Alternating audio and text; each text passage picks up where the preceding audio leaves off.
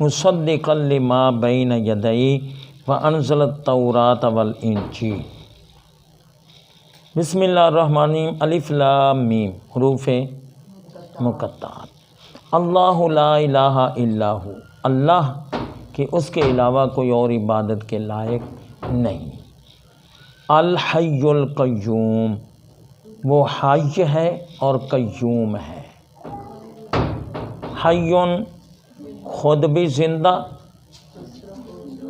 اور دوسروں کو بھی زندگی عطا فرمانے والا۔ القیوم خود بھی قائم اور کائنات اور دنیا کو بھی، مثلا زمین و آسمان، پہاڑ، انسان، حیوان، سب کو وہ قائم رکھنے والا۔ نزل علیک الکتاب بالحق، اس اللہ نے آپ پر کتاب کو حق کے ساتھ نازل فرمایا۔ مصدقا لما بین یدیہ، یہ کتاب جو حق کے ساتھ نازل ہوئی ہے، یہ موجودہ اور اس سے پہلے والی کتابوں اور نبیوں کی تصدیق کرنے والی۔ اس سے پہلے جتنی دوسری کتابیں آئیں یا اس نبی علیہ السلام سے پہلے جتنے انبیاء کرام السلام آئے، یہ کتاب یعنی قرآن پاک ان کتابوں کی بھی تصدیق کرنے والا اور ان نبیوں کی بھی تصدیق کرنے۔ وَأَنزَلَ التَّوْرَاةَ وَالْإِنجِيلَ، اور اللہ تعالیٰ نے تورات اور انجیل کو نازل فرمایا۔ فی الحال میں انہی کے متعلق چند باتیں بتاؤں گا۔ سب سے پہلی بات، یہ جو 2-3 آیات تلاوت ہوئی ہیں، میں ایک دفعہ پھر آپ کی توجہ اس طرف موڑ رہا ہوں، جہاں قرآن مجید کا ذکر ہے نا کہ اے نبی علیہ السلام، آپ پر اللہ تعالیٰ نے کتاب کو حق کے ساتھ نازل فرمایا، وہاں لفظ آیا ہے نزلہ۔ دیکھ لیں آپ کیا لفظ ہے۔ اور تورات اور انجیل کو بھی اللہ نے نازل کیا، وہاں لفظ آیا ہے۔ یہ کیا وجہ ہے؟ تو یہی فرق بتانے کے لیے کہ نزلہ کا معنی ہے نجمن نجمن، تھوڑا تھوڑا تھوڑا تھوڑا۔ چنانچہ 23 سال کی مدت میں قرآن پاک نازل ہوا، اور تورات و انجیل چونکہ اکٹھی یکدم نازل ہوئی، اور انزلہ کا معنی بھی یہی ہے، یکدم نازل کرنا، اس لیے یہاں انزلہ آیا ہے اور وہاں نزلہ آیا۔ قرآن مجید کے متعلق انزلہ کے لفظ بھی آیا ہے اور نزلہ کا آیا ہے، تو یہ پھر دونوں کو ہم تطبیق کیسے دیں گے؟ سن لیں آپ، دونوں کو یوں تطبیق دیں گے۔ ایک دفعہ قرآن مجید کا نزول اترنا، وہ لوح محفوظ سے یہ آسمان پر ہوا ہے، وہ یکدم ہوا ہے، اس کے لیے لفظ انزلہ۔ اور آسمان دنیا سے پھر تھوڑا تھوڑا کر کے زمین پر نازل ہے، اس کے لیے لفظ۔ بس یہ باتیں مطابقت کو ذہن میں رکھنی۔ بیٹا کل آسمانی کتابیں 4 ہیں، مرسلین بھی 4۔ سب سے پہلی بات، آج میں ان 4 کا آپ کو معانی بتاؤں گا۔ تورات کا معنی کیا ہے، انجیل کا کیا ہے، اور زبور کا۔ قبل اس کے کہ میں ان میں سے ہر ایک کے معنی بتاؤں، پہلے یہ بات ذہن میں رکھ لیں کہ سب سے پہلی آسمانی اترنے والی کتاب وہ تورات ہے، اور سب کے آخر میں آسمانی کتاب اترنے والی قرآن مجید ہے۔ یہ بات جب پختہ ہو گئی تو اب آپ سن لیں تورات، اس کا معنی کیا ہے؟ 2 معنی ہیں جی اس کے۔ ایک تورات کا معنی ہے کنایا، کیا کنایا کس کو؟ اشارے میں بات کر، اشارے کو کنایا کہ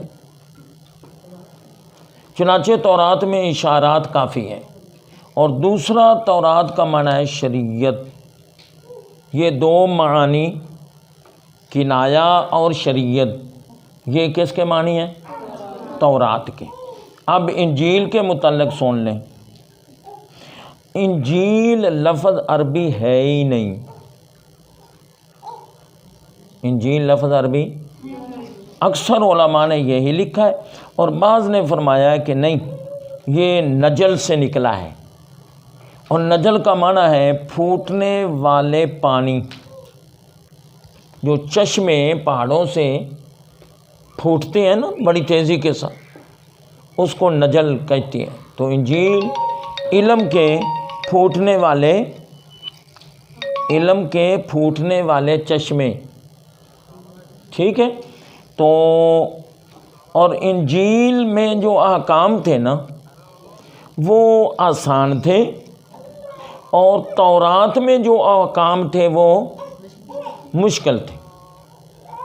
تورات والے احکام بہت، میں نے کل آپ کو بتایا تھا نا کہ وہ کون سے بوجھ تھے جو ہم سے پہلی امتوں پر رکھے گئے اور ہم پر نہیں ہیں، اس سے مراد وہی سخت احکام ہے۔ تو یہ بیٹا ہو گیا انجیل کا معنی۔ اور اب زبور کا معنی ہے حصے، ٹکڑے، حصے ٹکڑے۔ تو میں ایک دفعہ پھر دہرائی کر رہا ہوں، سن لیں آپ توجہ کے ساتھ، کہ تورات کا معنی کنایا شریعت، انجیل کا معنی پھوٹنے والے، زمین سے پھوٹنے والے چشمے، اور زبور ٹکڑے یا حصے۔ یہ ہیں تین آسمانی کتابوں کے لفظوں کے معانی۔ اور اب ہم آ جائیں قرآن کی طرف۔ سبحان اللہ۔ قرآن، اس کے کئی معنی ہیں، زیادہ جو مشہور معنی ہیں وہ سن لیں۔ قرآن کا معنی ہے جمع کیا ہوا۔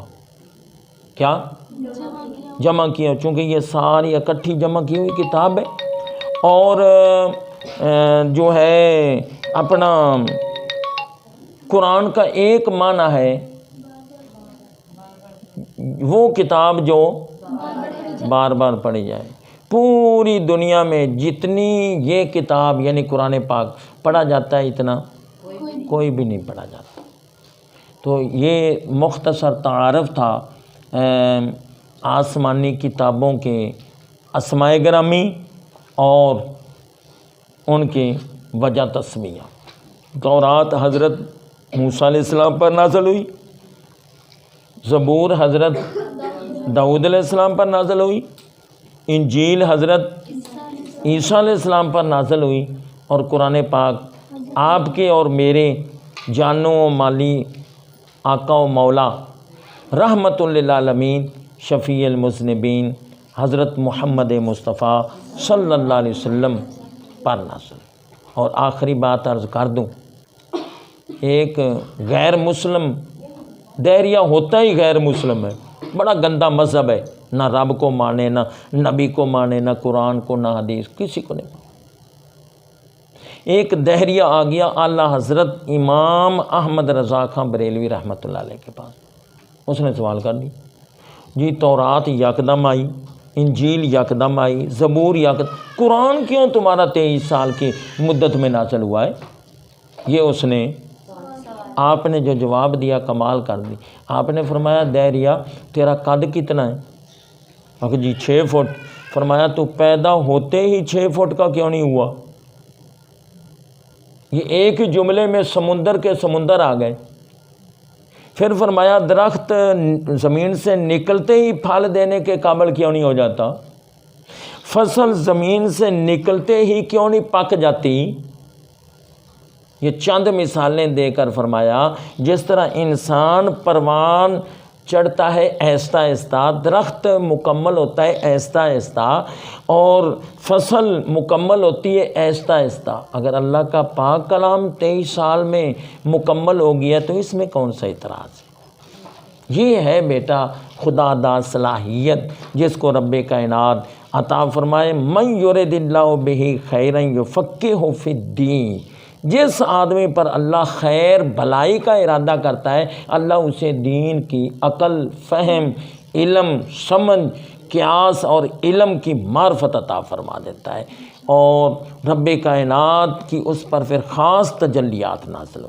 اللہ تعالیٰ ہم سب کو قرآن پاک کے ساتھ اور قرآن والے سونے نبی علیہ السلام کے ساتھ قلبی، لسانی، جسمانی، روحانی، ابدی، دائمی نسبت تعلق رکھنے کی توفیق عطا فرمائے۔